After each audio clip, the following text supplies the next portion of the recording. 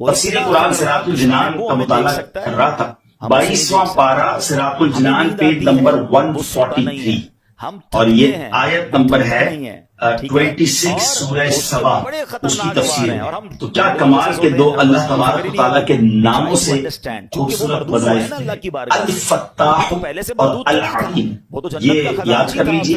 अल्लामा इस्माइल हक्की रहमतुल्लाह अलैह फरमाते हैं अल फत्ताह, ये इसमें मुबारक का खासा ये है कि इसकी बरकत से मुश्किलात आसान हो जाती है, दिल रोशन हो जाता है और कामयाबी के असबाब हासिल हो जाते हैं। नमाज फजर के बाद जिसने सीने पर हाथ रखकर 71 टाइम्स इस इस्म को यानी या फत्ताहो ये पढ़ा तो उसका दिल पाक और मुनव्वर हो जाएगा, उसका काम आसान हो जाएगा और उसकी बरकत से रिस्क में भी वुसअत होगी। और दूसरा है अल अलीम, इस इस्म मुबारक का खासा यह है कि इसका विर्द करते रहने वाले को इल्म और मारिफत हासिल होगी। ये भी पढ़ते रहा करें अल अलीम अल अलीम अल अलीम। अल्लाह ताला मुझे और आपको अपने नामों का और अपना जिक्र करने की तौफीक अता फरमाए। ये मायूस नहीं होता, फिर क्या करेगा, चलो कम से कम इसकी जमात छुड़वा दो, फर्ज पढ़ रहा है ना, जमात से ना पढ़े ताकि इसका सवाब कम हो जाए। अच्छा अब देखिएगा कि बंदा है बड़ा पक्का नमाजी, इसके नफल छुड़वा दो। आप देखिए शैतान क्या मक्कारी, हम में से कई ऐसे हो मुझे पहले नफल पढ़ते थे, अब नहीं पढ़ते, या नफल ही है ना, फिर कहेगा यार इसकी सुन्नत मौक़िदा छुड़वाओ। दूसरा बार क्या होगा, सुन्नत गैर मौक़िदा। तीसरा बार होगा सुन्नत मौक़िदा। अब ऐसी बातें करने लग गए लोग, यार सुन्नत ही है ना, फर्ज तो नहीं है, फर्ज पढ़ लो भाई बहुत है, तब आपकी सुन्नतें गई। फिर एक वक्त आएगा आपका वाजिब जाएगा, फिर शैतान आपके फर्ज पर अटैक करेगा। इम्यून सिस्टम समझे थे ना आप कोविड में, क्या था कि अपना इम्यून सिस्टम इतना मजबूत रखो कि कोविड वायरस अटैक ना कर सके। तो जिसका इम्यून सिस्टम मजबूत था उस पर वायरस अटैक नहीं कर पाता। आपका और मेरा इम्यून सिस्टम पता है क्या है, ये हमारी इबादतें हैं, हमारे पहले नवाफिल हैं। नफल पकड़ लो तुम्हारा फर्ज मजबूत हो जाएगा, क्योंकि नफल पहले है, फिर सुन्नत है, फिर वाजिब, फिर फर्ज की बारी आएगी। शैतान नहीं कर सकेगा हमला। हमने नफल छोड़ दिए, सुन्नतें छोड़ दी, वाजिबात छोड़ दी, अब फर्ज पर अटैक होता है। करने के बाद अच्छा फिर ये मरदूद क्या करता है, देखते हैं ना ये नमाज़ें छोड़ रहा है, ना ही रोजे छोड़ रहा है, अच्छा ये सदके भी नहीं छोड़ा। सदके पता है कैसे छुड़वाता है, दिल में खौफ डालता है, यार ज़कात दोगे तो पैसे कम हो जाएंगे, ज़कात के अलावा देने की क्या जरूरत है, ज़कात दे दी बड़ी बात है भाई, अब क्या सदका देना, इतना महंगा जानवर कुर्बानी की करने की क्या जरूरत है, समझिए इसके वारों को। अच्छा इसका है ना बड़ी खतरनाक बात कि मैंने रोजे भी रखे, मैंने नमाजें भी पढ़ी, मैंने तरावियां भी पढ़ी, मैंने सदका भी दिया, मैं जनाब इबादत भी करूं और उसके बाद मेरी इबादत भी जाया हो जाए, ये कितनी खतरनाक बात है। मगर इस वेपन को, शैतान के इस चाल को कोई समझने के लिए तैयार नहीं है, पता ही नहीं है लोगों को। तो यार ये भी हो सकता है कि भाई सदका दे दिया, मस्जिद से रसीद मिल गई, अब ये रसीद मिल गई, सदका उनको रिसीव हो गया, लेकिन कुरान कह रहा है सदके जाया ना करो, इसका मतलब मैंने पैसे देकर भी जाया कर दिए, ये कैसे हो सकता है, नल एंड वॉइड। और जिसने मुझ पर मैं आपको इससे खतरनाक बात बता रहा हूँ, ये जो रियाकारी है ना, अंग्रेजी में कहते हैं ऑस्टेंटेशन, दिखलावा, ये इतनी बड़ी बीमारी है जो सिर्फ सदका या आपकी नेकी जाया नहीं करता, बल्कि उस नेकी को गुनाह बना देता है, अल्लाह की नाराजगी बना देता है। चले भाई अल्लाह ना करे कोई नेकी की और जाया हो गई, नुकसान है, मगर वही नेकी गुनाह बन जाए, जिसने मुझ पर तो मारा गया ना, कितना बड़ा लॉस हो गया। ट्राई टू अंडरस्टैंड, ये समझना होगा मुझे और आपको कि रियाकारी है क्या, रियाकारी क्या है। हदीस पाक में आता है, नबी पाक अलैहिस्सलाम ने फरमाया, अल्लाह मुझे तुम पर सबसे ज्यादा शिर्क असगर और जहन्नम से आजादी का परवाना लिख देगा, यानी दिखावे का डर है। अल्लाह ताला क़यामत के दिन कुछ लोगों को उनके अमाल की जज़ा के वक्त फरमाएगा, उन लोगों के पास जाओ जिनके लिए तुम दुनिया में दिखावा करते थे और देखो क्या तुम उनसे क्या जज़ा पाते हो। यानी अल्लाह फरमाएगा मेरे पास तुम्हारे लिए कोई जज़ा नहीं, उनसे जज़ा लो जिनके लिए नेकियां की थी। अब क्या हो रहा है, नमाज पढ़ी सबको बताना, रोजे रखे सबको बताना है, कुरान पढ़ा सबको बताना है, हज पे गए सबको बताना है, दोनों आंखों के दरमियान नेकियां जो नॉर्मली इंसान अकेले में करता है और वो भी बतानी है। वो पहले सुनते थे ना नेकी कर दरिया में डाल, ये इसके बाद नेकी कर फेसबुक पे डाल, अल्लाह ताला नेकी कर सोशल मीडिया पे डाल। अभी पिछले दिनों सैलाब आया था तो कोविड के मामला आए थे, कई लोग माशाल्लाह सदका खैरात देने गए, अच्छी बात है, बड़ी नेकी है। उस बंदे के अगले और आपने तमाशे भी देखे होंगे कि एक एक आटे के बोरे पर 5-5 बंदे खड़े होकर उस गरीब के साथ सेल्फी खिंचवा रहे हैं। अब बताओ ना उस गरीब की गुर्बत का और कितना मजाक उड़ाना है। कुरान कह रहा है ए ईमान वालो, एहसान जताकर तकलीफ پہنچا کر صدقے ضائع نہ کرنا. بڑے بڑے انعام ہیں, لیکن یہ ہو رہا ہے, میں نے یہ کیا, میں نے وہ کیا, اتنی پرانی نیکیاں لوگوں کو یاد ہیں. ویسے ایک چھوٹا سا سوال کر لیتا ہوں, اتنے سارے ماشاءاللہ نمازی بیٹھے ہیں, آپ میں سے کئی ایسے ہوں گے, بلکہ شاید سارے ہم ایسے ہیں, میں بھی اس میں شامل ہوں گا, جن کو اپنی 25 سال پرانی نیکی بھی یاد ہے. 1990 میں کوئی حج پہ گیا ہوگا, اس کو وہ بھی یاد ہے. 1980 میں عمرہ کیا ہوگا تو وہ بھی یاد ہے. بچپن میں کوئی قرآن پاک ختم کیا ہوگا وہ بھی یاد ہے. یعنی ہمیں تو تجربہ ہے نا, ہم تو لوگوں سے ملتے ہیں. ہمارا تو حال یہ ہے کہ ہم کبھی کسی سے ملنے جائیں نا, حضرت کیسے ہیں, طبیعت کیسی ہے, بس اللہ کا بڑا شکر ہے, اللہ نے بڑا کرم کیا ہے. میں 1995 پہ حج پہ بھی گیا تھا تو 2000 میں بھی حج کی سعادت ملی, اور 2015 سے تو ہر سال عمرے پہ جا رہا ہوں. ایسا غلام کہ جس نے نبی پاک کو تلاش کیا تو کس اسٹرگل کے ساتھ تلاش کیا, آقا علیہ الصلوۃ والسلام کی تلاش میں کس طرح وہ مارے پھرتے رہے, اور جذبہ کیسا تھا کہ اپنے آپ کو بھی بیچ دیا. جی ہاں, اپنے آپ کو گویا سولڈ آؤٹ کر دیا, غلام بننے کے لیے تیار ہو گئے, مگر آقا دو جہاں کے قدموں تک پہنچنا تھا, کسی طرح مدینے کی بستی میں پہنچنا تھا, آخری نبی کے بارگاہ میں حاضر ہونا تھا. سبحان اللہ, آج وہ عشق بھری داستان آپ کو سنانی ہے. ماجرا کچھ یوں تھا کہ وہ شخصیت خود کہتی ہے کہ اچانک میرے دل میں خیال آیا, حالانکہ وہ کسی اور دین پر عمل کرتے تھے, مگر اچانک خیال آیا کہ سب سے افضل دین کون سا ہے, زمین و آسمان بنانے والی کون سی ذات ہے, اس تمام چیزوں کا خالق اور مالک کون ہے. وہ کہتے ہیں کہ میں اس زمانے میں ایک راہب تھے, میں تلاش کر کے ان کے پاس پہنچا اور ان سے کہا کہ ذرا یہ تو بتائیے اس پوری دنیا میں سب سے افضل دین کون سا ہے. تو وہ راہب کو کہتے ہیں کہ تجھے یہ اچانک بات کہاں سے سوچ گئی, تو کہتے ہیں نہیں, میں یہ جاننا چاہتا ہوں کہ زمین و آسمان کا مالک کون ہے, سب سے افضل دین کون سا ہے. تو اس نے کہا کہ پھر ایسا کرو, اگر اس سوال کا جواب چاہیے تو موصل میں, یہ عراق کا ایک علاقہ ہے, وہاں ایک راہب ہے, اس سے بڑا کوئی عالم نہیں ہے, تم ان کے پاس جاؤ, وہ شاید تمہاری رہنمائی کرے. ٹریول کر کے وہ کہتے ہیں میں ان کے پاس پہنچا, ان کے پاس میں رہا اور ان کے ساتھ میں عبادت کرنے لگا. وہ دن کو روزہ رکھتے تھے, رات کو عبادت کرتے تھے, میں بھی بالکل انہی کی طرح عمل کرنے لگ گیا. 3 سال ان کے پاس ٹھہرا رہا. اب ان کے وصال کا وقت قریب آ گیا. میں نے کہا آپ تو دنیا سے جا رہے ہیں, مجھے بتائیں اب میں کدھر جاؤں. کہتے ہیں مشرق میں تو کسی ایسے شخص کو نہیں جانتا جو اس دین کا کاربند ہو جس پر میں عمل کرتا ہوں. ہاں البتہ جزیرہ عرب کے پاس ایک راہب ہے, اس کے پاس چلے جاؤ اور اسے میرا سلام کہنا.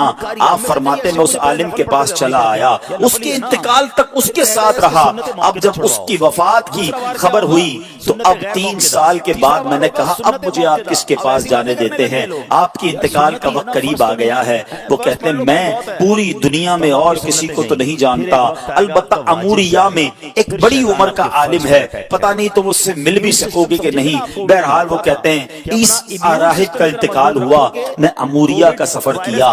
حق کی تلاش ہے, دین حق کی تلاش ہے, خالق و مالک کی تلاش ہے. ایک شہر سے دوسرے شہر کا سفر ہے. اب وہ اموریا پہنچتے ہیں, وہاں بھی کچھ عرصہ رہا. اب ان کے انتقال کا وقت بھی قریب آ گیا. کہتے اب آپ مجھے کس کے پاس بھیجتے ہیں. وہ کہتے ہیں اب دنیا میں میرے علم کے مطابق کوئی ایسا عالم نہیں جو حق پر ہو, البتہ ایک زمانہ قریب آتا جا رہا ہے جب حضرت ابراہیم علیہ السلام کی آل میں ایک شخص پیدا ہوگا. کئی 100 سال باقی ہیں, تم اس کو نہیں پا سکو گے, لیکن دیکھو اس کے علاوہ کسی اور کے پاس مت جانا. اگر تم وہ زمانہ پالو تو پھر تم ان کو ضرور ان کا ساتھ دینا, وہ حق پر ہوں گے. اور سنو اس شخصیت کی نشانی یہ ہے, انہی کی قوم کے لوگ انہیں ساحر کہیں گے, معاذ اللہ جادوگر کہیں گے, مجنون کہیں گے, کاہن کہیں گے. اور دیکھو ان کی ایک نشانی اور ہے, ہدیہ دو گے نا تو تناول کر لیں گے, صدقہ دو گے تو وہ اس میں سے کچھ نہیں کھائیں گے. اور سنو ان کے دونوں کاندھوں کے درمیان, دونوں شانوں کے درمیان مہر نبوت بھی جگمگا رہی ہوگی. میرے آقا کی بھی کیا شان ہے, ابھی دنیا میں ظاہری آئے نہیں ہے, زمانہ پہلے ہی دیوانہ. شاعر کہتا نا میں ہی نہیں ان پر قربان زمانہ ہے، جو رب دو عالم کا محبوب یگانہ ہے۔ آقا کا پتہ بتا دیا، مگر کب آئیں گے، کدھر آئیں گے؟ کہتے کچھ پتا نہ تھا۔ اب وہ شخصیت کہتے ہیں کہ میں انتظار کرتا رہا، آخر ایک بستی کی طرف ایک قافلہ جا رہا ہے، عرب کی ایک وادی ہے، کھجوروں کی وادی ہے۔ یاد رہے ابھی لفظ مدینہ، اس شہر کو مدینہ کہا نہیں جاتا تھا، اس کے پہلے کئی اور نام تھے۔ کہتے قافلہ جا رہا تھا، میں نے ان سے پوچھا تم لوگ کون ہو؟ وہ کہنے لگے ہم اس بستی کی طرف جا رہے ہیں جس بستی کا اشارہ اس راہب نے دیا تھا۔ آسان لفظوں میں سمجھ لو وہ قافلہ مدینے کو جا رہا تھا۔ کہتے ہیں کہ ہم وہاں تجارت کرنے کے لیے جا رہے ہیں، ہم وہاں تجارت کرتے تھے، لیکن وہاں آل ابراہیم میں سے ایک شخص پیدا ہوا ہے، اس کی قوم اس کے قتل کے در پہ ہے، جس کی وجہ سے وہ ہجرت کر کے ہمارے شہر میں آ گیا ہے۔ ہمیں ڈر ہے کہ کہیں وہ ہماری تجارت کو روک نہ دے۔ اب سنو، مدینے پر اس کو کنٹرول حاصل ہو گیا ہے۔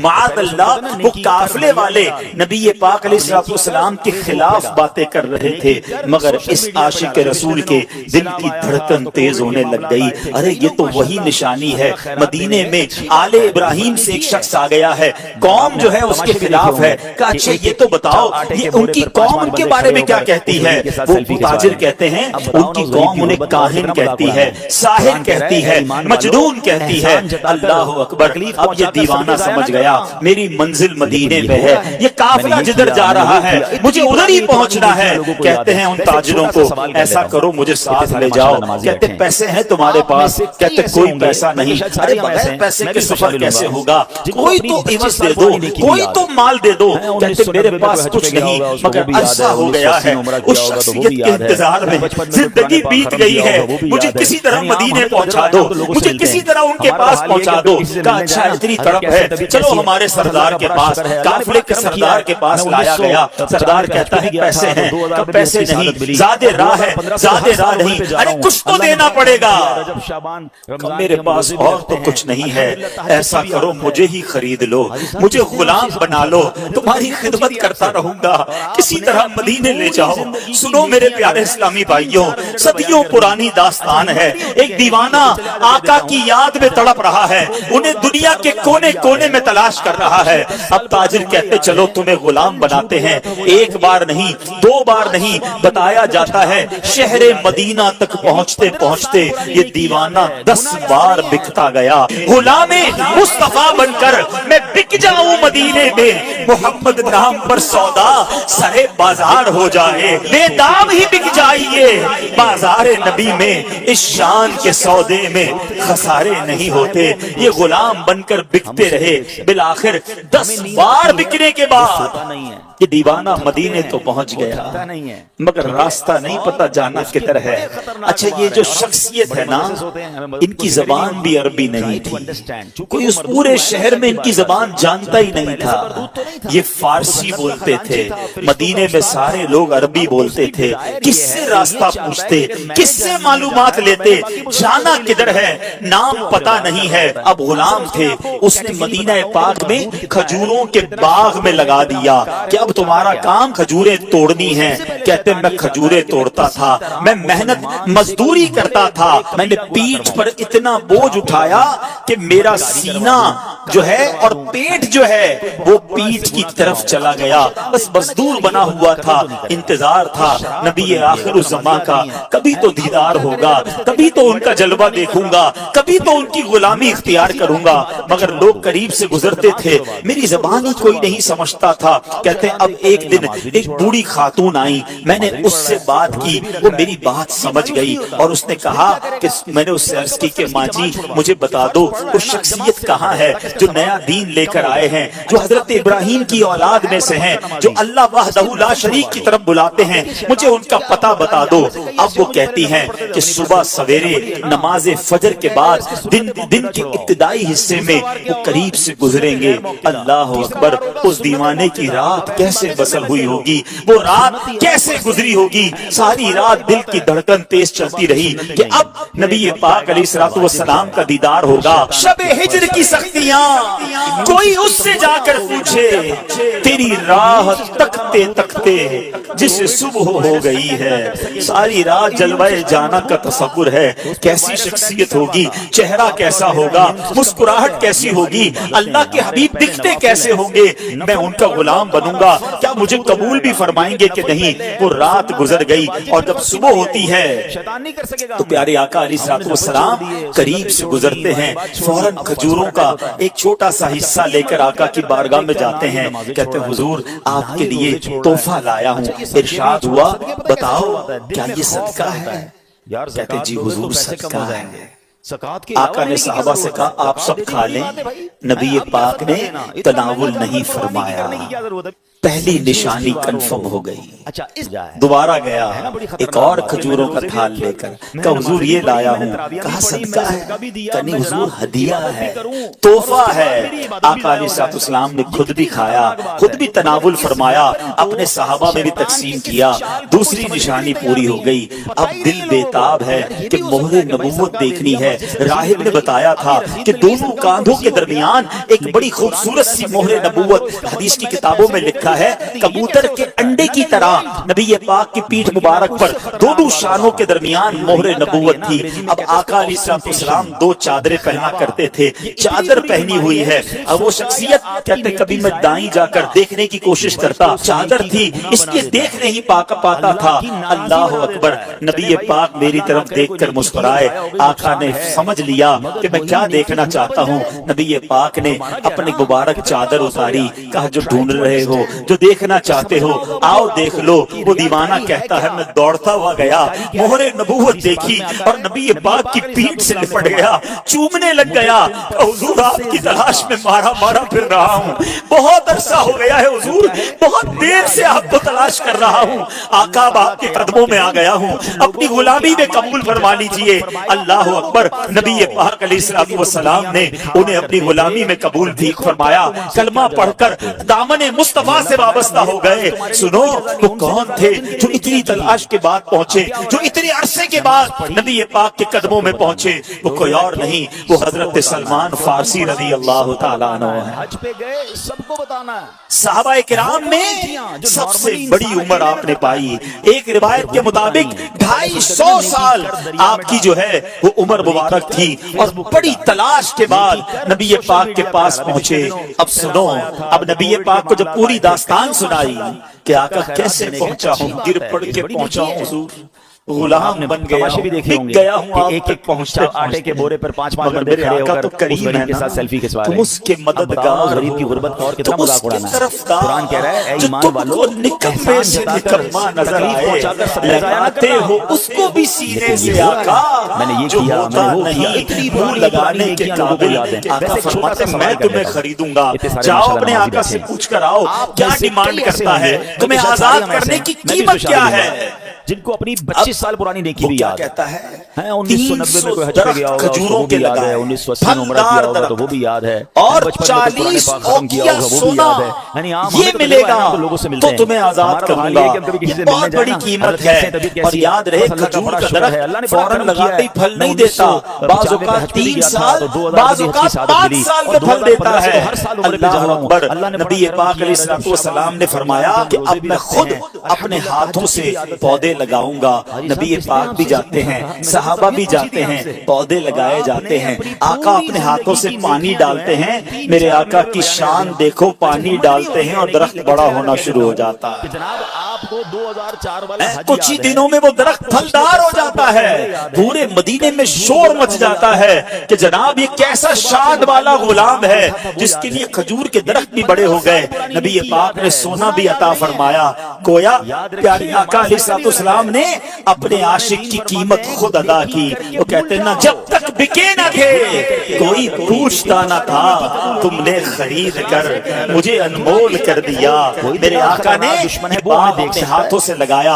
الحمدللہ 1980-85 تک جو لوگ مدینہ منورہ جاتے رہے نا, انہوں نے اپنی آنکھوں سے وہ باغ دیکھا کہ جسے سلمان فارسی رضی اللہ عنہ کا باغ کہا جاتا تھا. وہ پودے, وہ درخت آج بھی, آج سے 20-25 سال پہلے بھی موجود تھے جو عاشقان رسول اپنی آنکھوں سے دیکھتے تھے. جس طرح قربانی کے ساتھ حق کی تلاش کی, رب کریم ہمیں بھی اپنے دین کی خاطر قربانیاں دینے کی توفیق